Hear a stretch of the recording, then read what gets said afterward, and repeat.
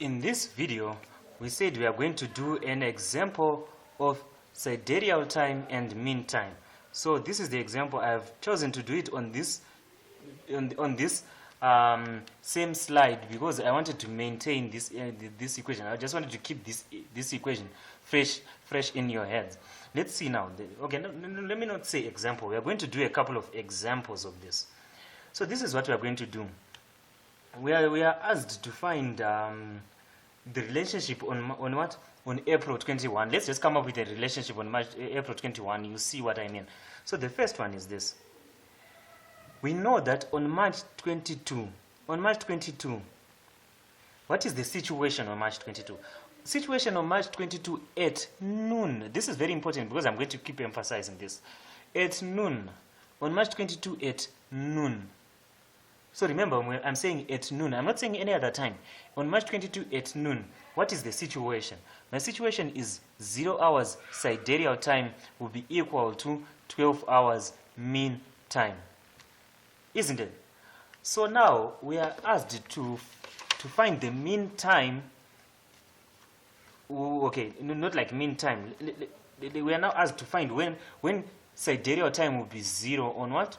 On March 21, on April 21. On April 21, what is the mean time when sidereal time is 0? So what is mean time when sidereal time equal to 0 hours on what? On April 21. So that is the question. The question is asking us to find the mean time on April 21. It's no longer March 22. On March 22, it's fine. It's like this. But we now need to use this equation here to find when what? On April 22. And we are also going to use that one that says 1 mean day is equal to 1 sidereal day plus 4 minutes sidereal time. This basically means that a mean day loses 4 minutes every day that passes, just like our normal day that we discussed, our apparent solar day. So this mean day also loses 4 minutes by each passing day. So let's use it to answer this question. Basically, what people that I tutor, I urge them to do this. I urge them to write the situation, to write the days, March 22, and then what is the situation? The situation is called noon. That is my situation. I'm going to call my situation noon on March 22, and then I write what happens there. I'm going to write my sidereal time here, and I'm going to write my mean time there. So what happens on my sidereal time? It will be 0 hours. And my mean time, I know it will be 12 hours on March 22 noon. So now let's jump to April 21. Isn't it? But when you make this jump to a date, please remember this. This is a very important part because I'm going to keep using it in the examples. When you jump to a different day, maintain the situation that is happening on the what that was happening on the not previous, but that was happening on the what? Or let me just say previous day. The previous day wasn't exactly March 22 because it's April 21, but I think you understand what I mean.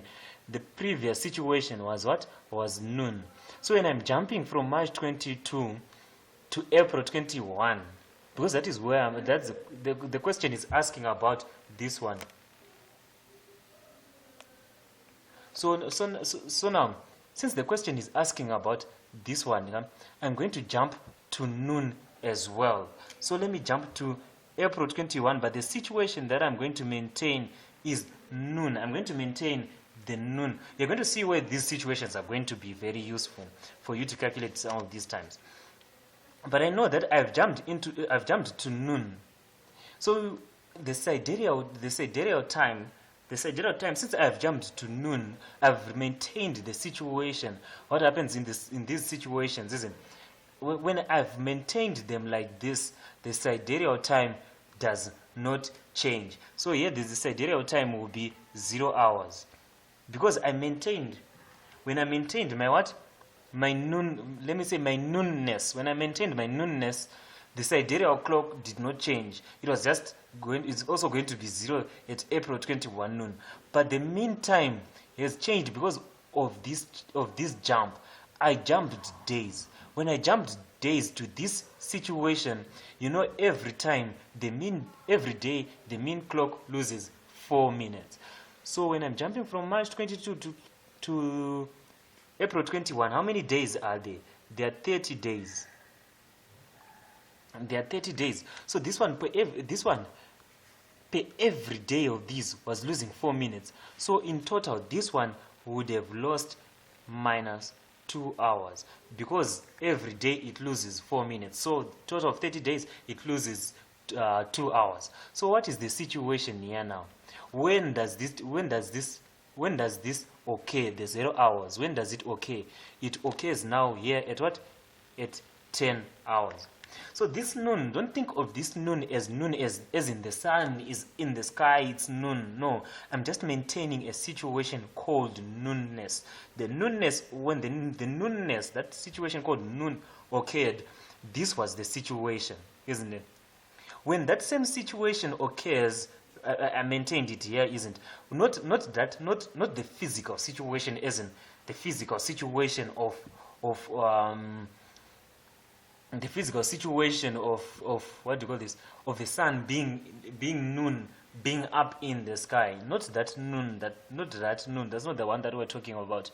I'm just trying to emphasize that you need to maintain your sidereal time. When you maintain your sidereal time, jump to a situation on that particular day when the sidereal time is also 0. So I can get rid of this noon if that is confusing you.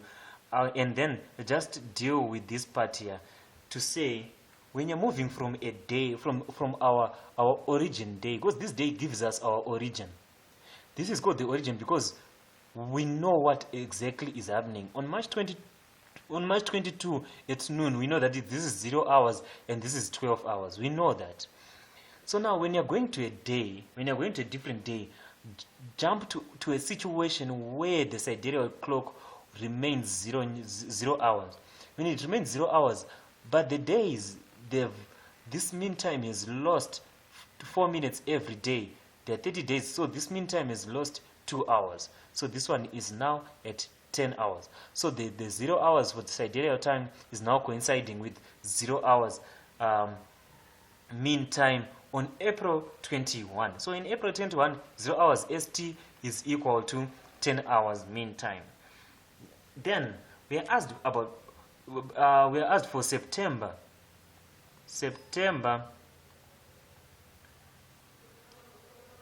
22, which means we are going to jump again to September 22. Let's jump to September 22. We fast forward to September 22. When you fast forward to September 22, we are going to what? To jump to the same situation. On September 22, we are going to maintain our sidereal time to be at 0. Let's find what that mean time that will coincide to 0 sidereal time will be. Because the mean time, at least we can calculate it. It's losing 4 hours every day. So we can calculate it here. When I look at this, I think it's May, June, July, August, September, isn't it? I think it's like September. Let's see, that's like 5 months. And that's like 5 months. When this is April, then to May, to June, to July, to August, September. So this is 5 months. So this is approximately maybe 150 days. But for those 150 days, it's losing from this situation. It's losing what? It's losing 4 minutes every single day of this 150. So how much has it lost in total, this mean time? How much has the mean time lost in total? That's the question. We just multiply 4 times 150, which is 600, which is 600 minutes, I think. So is this 150 days? It was 1, 2, 3, 4, 5. Yeah, 150. Let's see. Because here I think I am doing something. Okay, I think let me rather do it this way.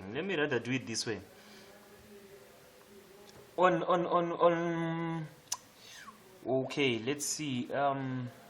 Yeah, no, it's fine. It's me who's just getting confused for nothing. 150 days is a total loss of 600. It's a total loss of 600 minutes, because every day it loses how many? It loses 4 minutes. So if I have 150 days, how many have I lost? It's just a matter of what? Of multiplying 150 days times 4 minutes. Sorry for the confusion that I was now getting there, but we're back on track now. This one, so it has lost 600 minutes. 600 minutes are a total of 10 hours. So our mean time from April 21 has lost 10 hours. So which means our mean time here is now 0 hours, because it has lost 10 hours.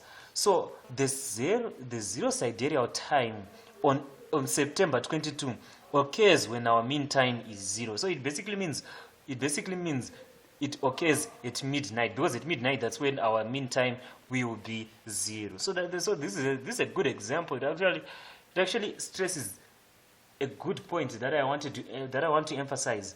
When you are jumping to different days, maintain the sidereal time first.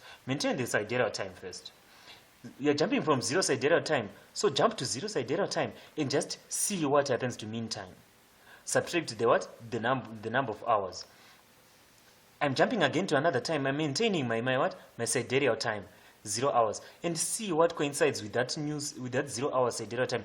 On that new day, it's 0 hours. So that is a very, very interesting example. It's a very interesting example. So on September 22, our 0 hours ST, they coincide with 0 hours 0 hours sidereal time. In the next video, we are going to continue with our examples of seeing how to calculate these.